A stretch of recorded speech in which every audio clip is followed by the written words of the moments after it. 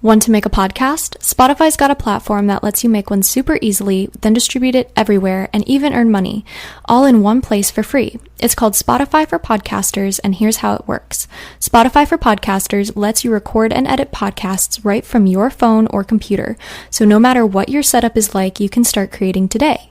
Then, you can distribute your podcast to Spotify and everywhere else podcasts are heard. Video podcasts are also available on Spotify. With Spotify for Podcasters, you can earn money in a variety of ways, including ads and podcast subscriptions. And best of all, it's totally free with no catch.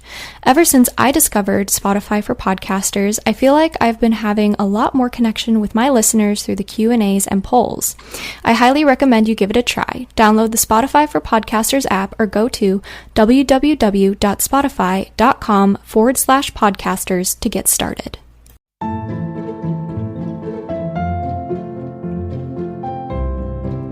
Hi, I'm Father Daniel Duplantis, a Catholic priest, martial artist, and host of the Karate Priest podcast. Have you ever wondered what the church teaches about different topics? Are you a martial arts enthusiast or just someone who wants to learn more about martial arts?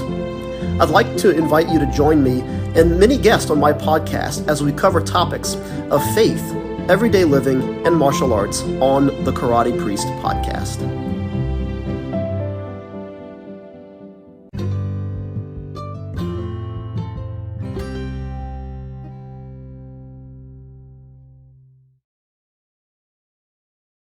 Hi, everybody. Welcome back to A Catholic's Perspective, the podcast all about being a young Catholic surviving in a secular world.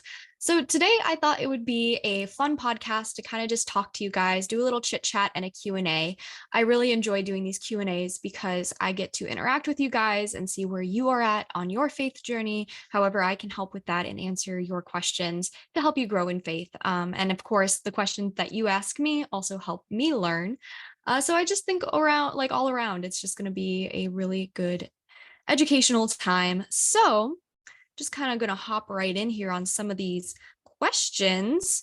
The first question we have is how to practice our faith when it feels like everyone around you is shaming you for it. I'm 21.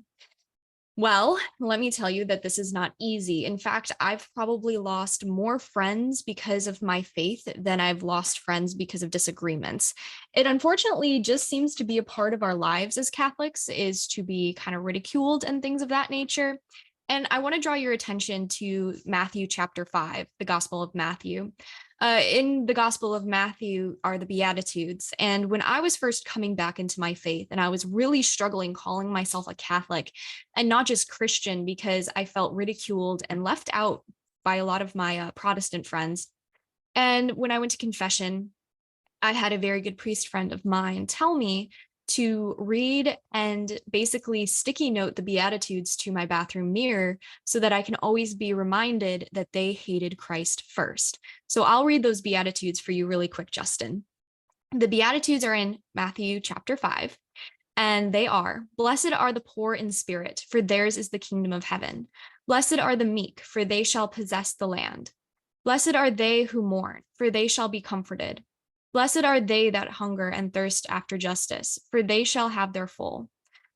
Blessed are the merciful, for they shall obtain mercy. Blessed are the clean of heart, for they shall see God. Blessed are the peacemakers, for they shall be called the children of God. Blessed are they that suffer persecution for justice's sake, for theirs is the kingdom of heaven." So I'm going to give you the exact same advice that my priest friend gave me. And that is to read the Beatitudes every day and really ponder them and what it means to be Catholic, because we're not promised that life here is going to be easy. In fact, we should expect no less of a treatment than Jesus was treated when he was on earth, and they actually crucified and killed him. Now, I'm not saying that they're going to crucify and kill you, but I do say that being followers of Christ means we need to follow in his footsteps and embrace our cross. And sometimes that means that we're going to suffer and we're really going to struggle in our relationships and friendships. But remember that Jesus suffered those exact same things. He was ridiculed by many. He was betrayed by one of his own apostles. And I think that can speak a lot to our own lives to know that the Son of God, God himself, suffered the things that we suffer in everyday life. And so I think keeping those things at the forefront of our mind and realizing that we're not exempt from suffering, but instead we can really unite our suffering with Christ. And in that way, it becomes more bearable. Now, when it comes to the physical things you can do, how to practice your faith when it feels like everyone around you shames you for it, pray for those people because clearly they don't understand or take seriously Christ and the salvation that comes through the Catholic Church. Maybe it's through their own ignorance, they might not know, but through prayer, we can find healing and we can lead them to Christ. Also, continuing setting a good example and showing that you're not afraid of your faith and you're proud of your faith can send a message. And I think that's a message we all need to hear is that we are following Christ and we love Christ no matter who's against us. Even if the entire world is against us. I forget who said it, but somebody said, even if you're the one person, even if everybody is doing the wrong thing and you're the one person doing the right thing, you'd rather be doing the right thing than the wrong thing. I forget exactly who said that, and I'm paraphrasing. But basically, if there's only one person doing the right thing, they're still doing the right thing and everybody else is doing the wrong thing. I think nowadays herd thinking or herd, I think it's like called herd thinking or whatever, is very common. And a lot of people just go with what the world says or whatever because they just think that that's what they should do because everyone else is doing it. They're unfortunately are unable to think for themselves. Some Christians are like that as well, unfortunately. And so I would say pray for them, set an example, become stronger in your faith too. I would say that if you're getting ridiculed a lot, I would highly suggest diving deeper into your faith and being able to approach difficult conversations with a level head. And a lot of the times, the best way to do that is to become knowledgeable in the faith. Because if we're knowledgeable about something, we're more likely to address it in a more, what's the term? I want to say level-headed manner. Because if we're unsure about something, we get more defensive about it, I think. But just grow in faith more, continue what you're doing, and set that example for them. I do think that is really important. And I will be praying for you. I know how difficult that can be. So hopefully it goes well. Okay, our next question is from Jack, and he asks, have you ever read the Dune saga? You might find its themes interesting. Interesting. I have not read the Dune sagas, but I looked it up, and for anyone who doesn't know the Dune sagas like me, this is the description for it. Dune was one of the first science fiction novels to address issues of religion. Many science fiction authors considered religion an outdated institution that would eventually lose its direct control over society, and many writers assumed that the separation of church and state would only widen in the future. But this is apparently one of the best books of all time. It's considered, I guess, as well as one of the best works of the sci-fi genre. So it definitely looks really cool. Unfortunately, I can't find an exact description anywhere on the book itself, like what's it about or anything like that. But it came, I believe the first Dune book came out in 1965. I'm all for books like this, honestly. I think I would find it interesting, and so I'll definitely look into it. I don't have tons of time to read at the moment, but I am always looking for good books to read. So yeah, I'd definitely be interested in reading it.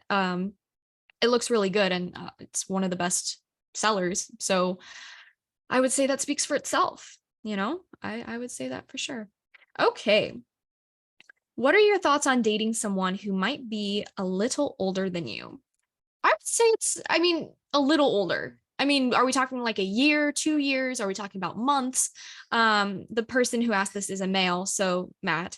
I don't think there's a problem with that. I am slightly older than my boyfriend by about a year, and we have absolutely no issues. But the thing that I really want to draw your attention to is maturity level. So somebody could be older than you, but really immature. Somebody could be younger than you and really wise. So I think it really depends more on maturity level than age, so to speak. I don't think, obviously there's limits in age. I'm not saying like date different ages. That's weird, but make sure that the age gap isn't too crazy. But I would say if they're a little older than you, it's not going to be that much of a difference. What we really should be focusing on is how mature are they in their faith life and their spiritual life, but also how mature they are just in general. Do they have a job or are they a slacker? I don't think it's really the age we should be focusing on. It's more of the mental and maturity level of the person. So that's kind of like what I would think personally. The next question we have is from Jen, and they ask, can being single be a vocation, or are you truly meant to either get married or join religious life? This is a question I get all the time. And let me tell you that there is a third option, and it's called chaste single life, or consecrated virgin, as some people might know it as. And so basically, you're still going to be living in some sort of religious community, but instead of being a part of a religious order or getting married, you're a consecrated single person.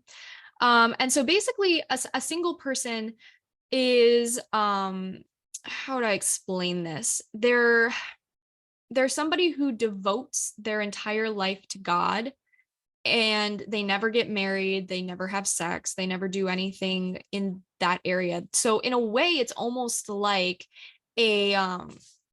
like a what's the word? Religious life in a way, but without joining a congregation, so to speak. So if you think you might be called to the chaste single life, these are some questions I would highly suggest you ask yourself first. The first one is, do you feel called to discern your vocation at this time in your life? 2, do you have a regular prayer life? 3, are you open to following God's will for you? 4, do you have a desire to love God and his people? 5, do you feel called to dedicate yourself to God entirely in prayer, reflection? Do you sometimes feel called to remain single? And 6, if you want more guidance, I highly, highly, highly suggest getting a spiritual director who is a priest or another consecrated virgin or a congregate like a nun or something of that nature, because that is really, really helpful when it comes to discerning religious life or discerning consecrated single life or discerning marriage, is that you actually talk to somebody who's already in that vocation and you see if there's a connection there, what it entails, and all of that stuff. So that's how you would technically discern that, is through contacting somebody who's already in consecrated single life, chaste single life, and then being able to figure out from there if that is what you are being called to.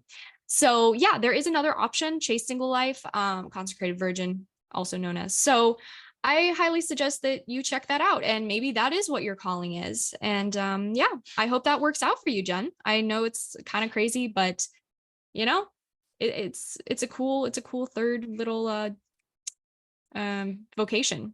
I also apologize if you can hear my parents talking in the background and dishes and stuff like that. So anyways, moving on to the next question. Are you going to be making more YouTube videos about the saints, or is that over? So I have thought about doing that, but I think I might transfer the Saint shorts over to my podcast just due to the fact that they are so short. I feel like that might be a better podcast episode, like a short podcast episode. Nothing too crazy, of course. But I do realize that it takes a lot of time in order to make those, by editing and filming and putting up, all these things. And so I think the podcasting format for those would be a lot easier and a little bit more beneficial for you guys, so you guys can just listen to them on my podcast. Also, regarding the YouTube videos, I will only be uploading once a month from now on. There's just been some crazy stuff happening, and there's a lot of behind the scenes stuff going on that I'm so excited for, but it has been very demanding of my time. And because of that, it's been very hard to keep on a schedule for YouTube every single week.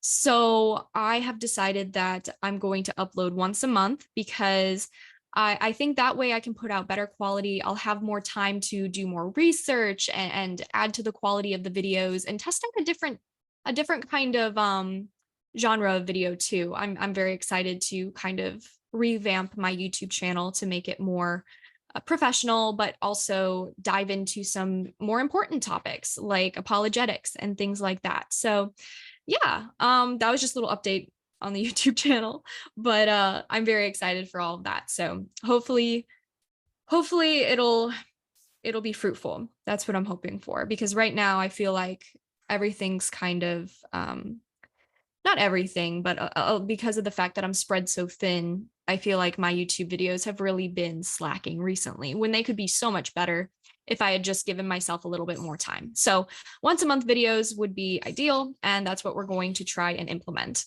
Okay, moving on to Mara. What are good books to read when you are starting to try to learn more about the faith? I'm glad you asked this question because I have a lot. The most important ones that I think you should be getting, though, is Why Do Catholics Do That? A guide to the teachings and practices of the Catholic Church by Kevin Orland Johnson. That's a very good one on as to why we do the traditions that we do. The next one is The Beauty of the Mass, Exploring the Central Act of Catholic Worship. That one's by Charles S. Johnston. And then also A Brief Catechism for Adults, a complete handbook on how to be a good Catholic. That's by Father William Cogan. That's a wonderful one, might I add. It's one of my most favorites. And then I don't really know if this one is specifically the best for beginners, but I found it helpful. And it's Introduction to the Devout Life by St. Francis de Sales. That's the one I'm currently reading actually right now, and it's been super helpful. What else? The Basic Book of Catholic Prayer, How to Pray and Why by Lawrence G. Lovazik. I cannot pronounce his last name, but it's Lawrence G. And you can find all of these on Amazon and probably on Tan Books as well. But I've gotten all of these off of Amazon. So, and then another one I would suggest is Why Be Catholic by Father Ken Garci. That one's really, really good. And then also A Biblical Walk Through the Mass. That one's by Edward Seary. And then An Ignatian Introduction to Prayer. And that one's by Timothy Gallagher. So those would be my top books. So hopefully I didn't say those too fast. Hopefully you guys got a chance to write those down. Those would be my top books for you guys if you want to learn more about the faith and dive deeper into it. Another one you guys hear me mention all the time is The Essential Catholic Survival Guide by Catholic Answers. And yeah, I think overall that would probably be ideal to start off with. And I hope that helps you. I really do. So moving on. Have you ever considered the religious life or considered being a missionary? So in the beginning, I kind of thought about being a missionary, but the more I prayed about it, the more I realized that it really wasn't for me. I didn't like the fact of like having to travel constantly, and it wasn't my strong suit. I had a lot of friends in the missionary side of things, and I was so proud of them, and I supported them as much as I possibly could, whether that was financially or whether it was through just prayers and support. But I really did not feel called to it at all. When it came to religious life, I did discern with Dominicans. I think that was in 2021. I stayed with some Dominican sisters, and as much as I love the Dominican sisters, I was really depressed when I was staying there.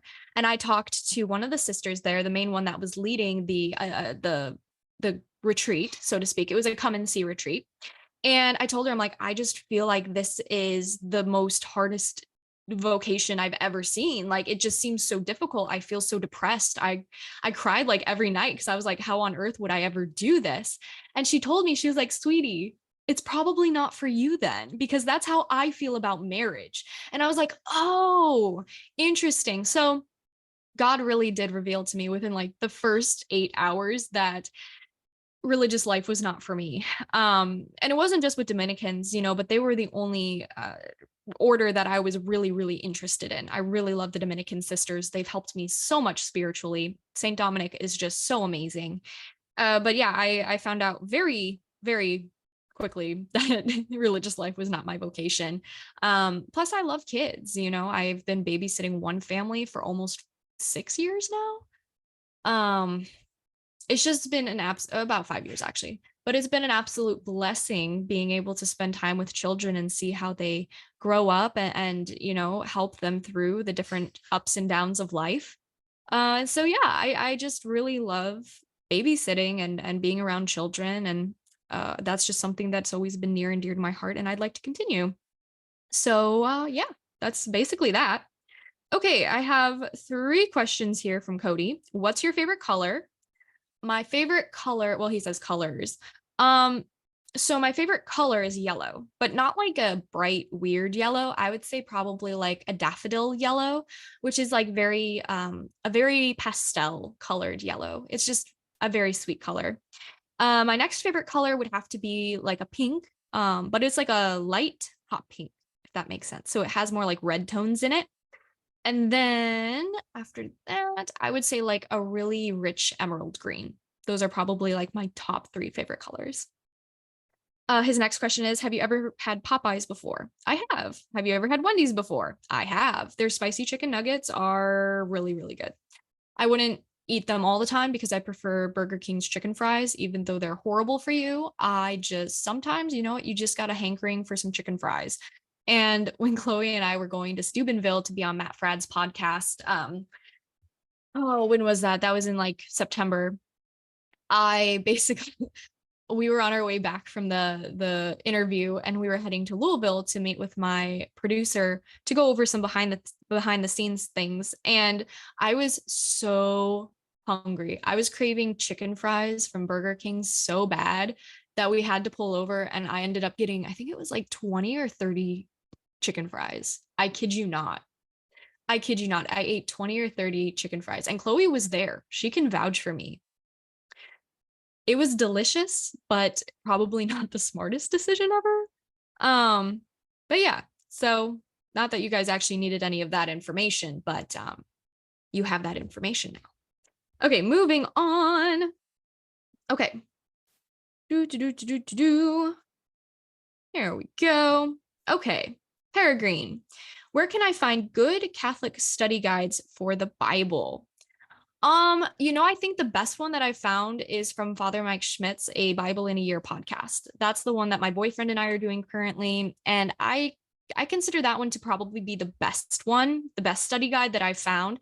It's free online. You just have to print it out and just follow along. You can follow along on the app and follow along with like the Bible in a Year podcast, or you could just do it on your own.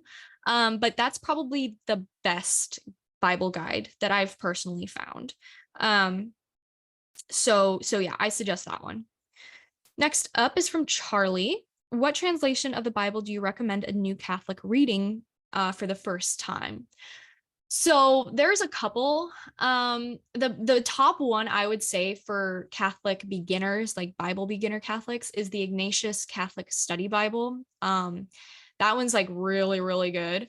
The next one after that would be the Great Adventure Catholic Bible, which I have. That one's very helpful because it also has the timelines in the Bible. It gives you like a lot of visuals, which helps a ton, especially for me, somebody who's very visually oriented. I need a lot of visuals in order to, I don't know, understand certain things, and just seeing the timelines and uh, um, I guess the family trees and things like that. Instead of just reading it, you actually see it. And I've just found that very, very helpful. So those would be my top two: the Ignatius Catholic Study Bible and the Great Adventure Catholic Bible. So hopefully that helps you. Hopefully it goes well. Okay. Next up, do you know if people in the Old Testament, Moses, Abraham, and Noah, are considered saints? Thanks. So yeah, so saints are considered anybody who goes to heaven, and those people are in heaven. I know we don't reference them usually as saints. We don't say like Saint Noah or, Saint Abraham or anything like that, but they are saints. They are saints because they are in heaven. And so that's kind of how that works. Anyone who gets to heaven is a saint. Okay. Okay, next one's from Matt. Oh, this is funny. Matt says, one has to go. Coffee, wine, or tea? I'm going to go with wine, personally. Not because I don't enjoy it, but because I don't think it's necessary. I need caffeine every now and then from coffee. And also, you guys know I love my iced coffee. I'm probably going to end up giving that up for the Fiat 90 coming up here. But I I would definitely have to say wine, because tea I drink when I'm sick, and I cannot get rid of my throat coat tea. Like, it just helps me so much. So yeah, I would probably say wine. Next one is, do you think Catholicism will become bigger than Protestantism in the USA?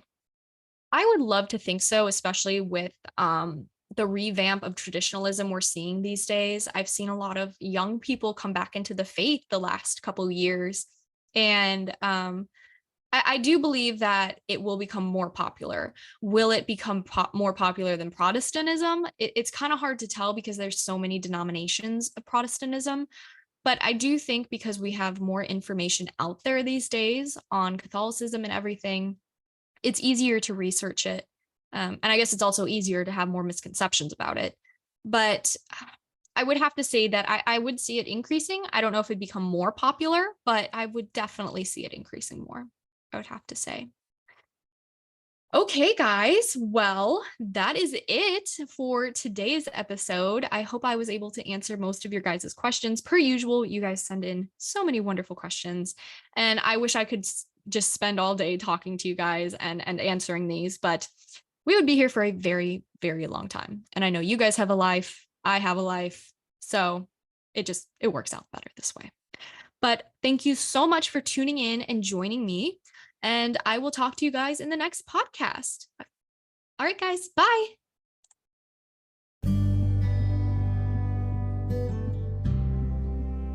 Thank you so much for listening to A Catholic's Perspective with me, The Religious Hippie. Make sure to visit my official website at thereligioushippie.com, and while you're there, be sure to sign up for my newsletter to keep up to date with my latest news and offerings. You can also find me on virtually any social media site as The Religious Hippie. Thanks for listening.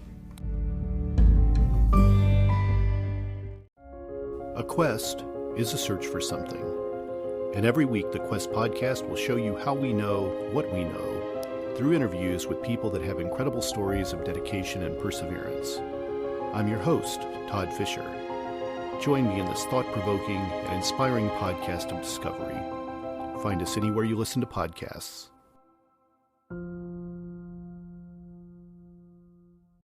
This episode is brought to you by Shopify.